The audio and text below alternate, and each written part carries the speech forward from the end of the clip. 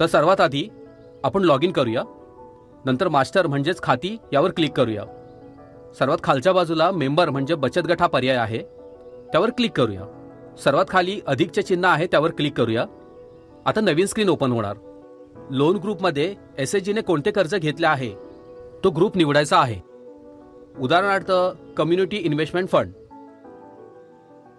SHG नेममध्ये बचत गटाचे नाव येणार. त्यानंतर पत्ता व पिनकोड टाकायचा आहे. कॉन्टॅक्ट डिटेल्स यात त्या व्यक्तीचे नाव, नंबर, ईमेल टाकून पुढे जायचं आहे. बचत गटाचा एनआयसी कोड असेल तर तो इथे टाकायचा. आणि सगळ्यात शेवटी ऑडिट रिपोर्टनुसार त्या एसएचजीचा जो 31 मार्च 2024चा जो क्लोजिंग बॅलन्स असेल तो इथे ओपनिंग बॅलन्समध्ये टाकून सेव्हवर क्लिक करायचं.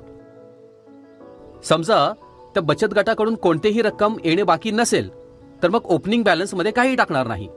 पुढे लोन डिटेल्स म्हणजे कर्जाची माहिती हा पर्याय आहे. त्याच्या बाजूला अधिकचे चिन्ह आहे त्यावर क्लिक करायचं.